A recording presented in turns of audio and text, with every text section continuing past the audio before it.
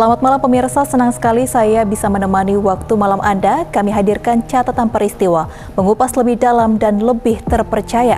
Bersama saya Rinda Udina, berikut catatan redaksi Jambi Viral dalam sepekan.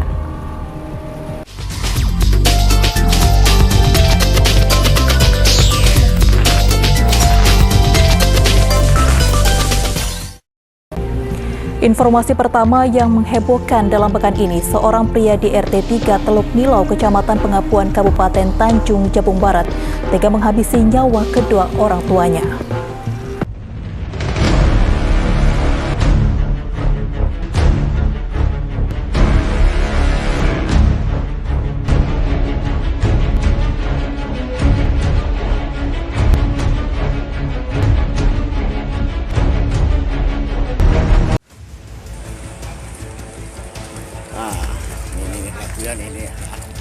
Seorang pria yang diketahui bernama Doni Octavianus ini ditangkap polisi setelah menghabisi nyawa kedua orang tuanya pada Rabu pagi 4 Januari 2023. Kedua orang tuanya ditemukan tergeletak di dalam rumah dengan kondisi mengenaskan di lantai rumah dengan sejumlah luka bacok sabetan senjata tajam. Belum diketahui motif pasti pembunuhan ini. Informasi yang berhasil dihimpun pelaku mengalami gangguan jiwa. Pelaku saat ini telah dibawa ke Mapolres Tanjung Jabung Barat. Untuk sementara awak media masih menunggu keterangan resmi dari pihak kepolisian.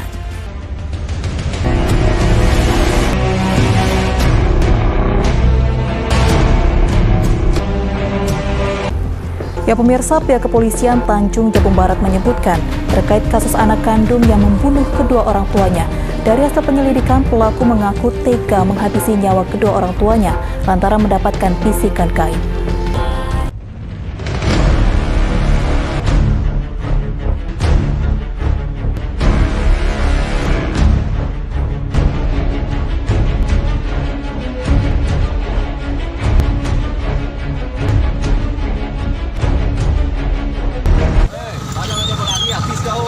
Doni Octavianus, pria asal Kelurahan Teluk Nilai, Kecamatan Pengapuan, Kabupaten Tanjung Jabung Barat, tega menghabisi nyawa ibu dan ayah kandungnya sendiri. Pembunuhan sadis tersebut dilakukan pelaku di rumah korban yang juga merupakan tempat tinggal pelaku. Pada Rabu 4 Januari 2023 sekitar pukul 01.00 waktu Indonesia Barat hingga pukul 02.00 waktu Indonesia Barat. Pria lajang berusia 33 tahun tersebut membunuh kedua orang tua menggunakan senjata tajam jenis parang. Mulanya pelaku membunuh ayahnya, Hairul Anwar, 50 tahun, saat sang ayah sedang tertidur. Kemudian pelaku langsung membunuh sang ibu, Rosma, 50 tahun, yang sedang memasak di dapur. Dari hasil penyelidikan polisi, pelaku menghabisi nyawa kedua korban lantaran mendapat bisikan gaib. Pelaku mengaku mendapatkan bisikan gaib tersebut sebanyak 2 kali. Usai membunuh ayah dan ibunya, pelaku sempat mandi di sungai dan membuang senjata tajam yang digunakannya untuk membunuh ke dalam sungai. Usai mandi, pelaku kemudian melarikan diri ke rumah pamannya di Kelurahan Senyerang, Kecamatan Senyerang, Kabupaten Tanjung Jabung Barat. Jarak antara rumah korban dengan paman korban berkisar sekitar 30 km. Pelaku akhirnya berhasil ditangkap polisi pada Rabu pagi di rumah pamannya. Satu rumah bersama kedua orang tuanya yang menjadi korban.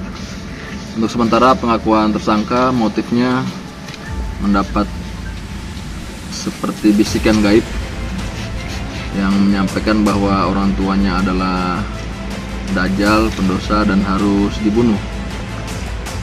Perbuatannya kejadian tepatnya sekira jam 1 dini hari sampai dengan jam 2 dini hari. Yang pertama dibunuh adalah ayah kandungnya, kemudian baru ibunya. Di hadapan polisi, pelaku mengakui segala perbuatannya. Pelaku diketahui pernah menjadi pasien rumah sakit jiwa lantaran mengalami gangguan jiwa. Saat ini pihak kepolisian masih mendalami kasus pembunuhan anak kandung terhadap kedua orang tuanya ini. Ini dong, ngelem ngomit. Iya, jawab ya bang? Iya kak. Iya. Sering nggak? Kalau ada duit. Yang ngasih duit siapa? Orang tua? Siapa yang ngasih duit tuh? Oh, orang tua juga yang ngasih duit. Bapak apa ibu? Bapak. Yang ngasih duit? Iya. Kenapa Bapak dibilang dajjal? Maka ngasih uang. Kulit. Karena nenek juga bilang. Oh, nenek juga bilang. Ya, Apa kata nenek? nenek dari ibu sebelum meninggal. Nanti kamu yang bunuh bapak kamu. Atas perbuatannya, pelaku dijerat pasal 338 KUH Pidana dengan ancaman hukuman selama 15 tahun kurungan penjara.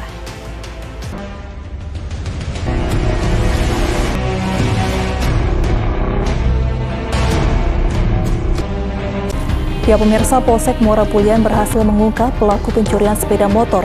Dari hasil pencurian motor tersebut dijual pelaku dan hasil penjualannya digunakan untuk pesta narkoba.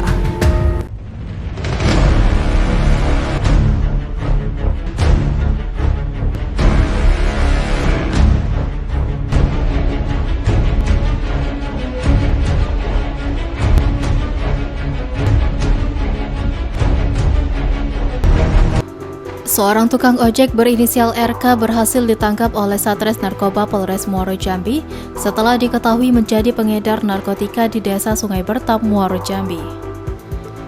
Pelaku RK mengaku dirinya melakukan hal tersebut dikarenakan penghasilan menjadi tukang ojek tidak mencukupi untuk memenuhi kebutuhan keluarga. Kasat Narkoba Polres Muaro Jambi AKP Faisal mengatakan penangkapan dilakukan Senin malam 2 Januari 2023. Saat ditangkap, dari hasil pemeriksaan ditemukan 3 paket sabu berukuran sedang di dalam kantong celana RK. Setelah diinterogasi, tersangka mengaku masih menyimpan barang haram tersebut di rumahnya yang berada di RT 28 Kelurahan Mayang Mangurai, Kecamatan Alambarajo, Kota Jambi. Secara total, Satres Narkoba berhasil mengamankan 750 gram narkotika jenis sabu dari RK. Direkam dengan BB yang didapat sebanyak 3 kantong ini yang ada di badannya, kemudian 1 unit kendaraan bermotor, kemudian pelaku atas nama Rudi Kurniawan alias Rudi, umur 41 tahun, pekerjaan swasta atau tukang ojek, alamat Perumahan Gria Asalam, RT 28, Blok B21, Kelurahan Mangurai, Kecamatan Alambarajo, Kota Jambi. Kemudian dilakukan pengembangan dan si tersangka mengakui bahwa setelah diamankan BB ini 3 paket atau 3 kantong, pelaku mengakui bahwa masih ada BB lain yang ada di rumahnya, yaitu di Perumahan Gria Asalam, Mangurai, Ujung. Dan ditemukan barang bukti ini sebanyak lebih kurang total 750 gram, dan berdasarkan keterangan tersangka, barang bukti ini didapat dari orang yang tidak dikenalnya karena saat itu si pelaku sebagai tukang ojek dan mendapatkan penumpang, dan penumpang tersebut menyerahkan 1 buah tas, kemudian dibawa pergi oleh si pelaku, dan saat dibuka oleh pelaku di rumahnya bahwa tas tersebut berisi narkotika jenis sabu dalam bukti. Atas perbuatannya, pelaku akan dijerat pasal 114 ayat 2 Undang-Undang Republik Indonesia Nomor 35 Tahun 2009 tentang narkotika dengan ancaman hukuman maksimal 20 tahun kurungan penjara.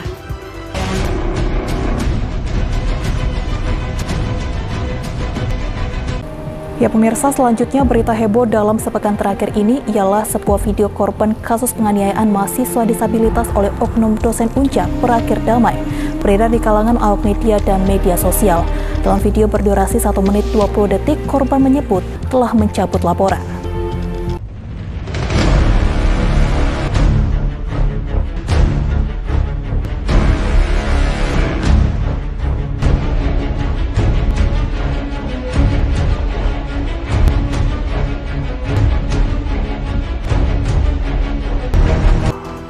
Sebuah video klarifikasi Arthur Widodo, korban penganiayaan dosen Unja, beredar di media sosial. Dalam video tersebut, korban Arthur Widodo menjelaskan bahwa permasalahan dirinya dengan dosen telah diselesaikan secara kekeluargaan dan adat karena dirinya telah mencabut laporan. Dari kesepakatan korban dan tersangka, korban menjelaskan tersangka menjamin dan bertanggung jawab atas biaya pendidikan korban selama 4 tahun, dan biaya tersebut telah diserahkan pihak tersangka kepada korban. Arthur juga menjelaskan dirinya telah memaafkan tabiat dosen yang dilakukan kepada dirinya tersebut. Dan dalam video yang beredar, Arthur juga mengatakan bahwa video tersebut dibuat tanpa ada unsur paksaan dari pihak manapun. Assalamualaikum warahmatullahi wabarakatuh. Sebelumnya perkenalkan, nama saya Atur Widodo, mahasiswa Porkes tahun 2022. Saya ingin menyampaikan bahwa masalah saya dengan dosen saya David Ikroni sudah diselesaikan secara kekeluargaan dan sesuai dengan adat dalam bentuk pertanggungjawaban beliau kepada saya berupa biaya pendidikan selama 4 tahun, dan seluruh biaya tersebut sudah diserahkan kepada keluarga saya. Dari lubuk hati saya sudah memaafkan dan pencabutan laporan sudah dilakukan. Saya juga meminta maaf sebesar-besarnya kepada Universitas Jambi, Porkes, dan masyarakat Jambi atas permasalahan ini. Semua hal yang saya lakukan ini benar adanya tanpa ada paksaan dari pihak manapun, sehingga saya memohon agar media dan seluruh pihak untuk tidak lagi membesarkan masalah ini. Semoga dengan kejadian ini menjadi pembelajaran bagi saya, pembelajaran berharga untuk kita semua. Mungkin itu yang bisa saya sampaikan. Wassalamualaikum warahmatullahi wabarakatuh. Sementara itu, Wadir Reskrimum Polda Jambi AKBP Trisaksono Puspo Aji saat dikonfirmasi belum mendapat laporan terkait pencabutan laporan kasus penganiayaan oleh oknum dosen tersebut.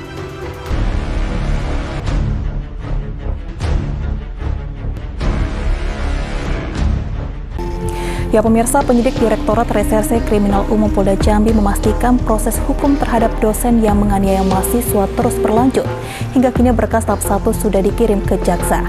Dan informasi ini sekaligus menutup perjumpaan kita kali ini. Wakili tim redaksi yang bertugas, saya undur diri. Selamat malam dan sampai berjumpa lagi.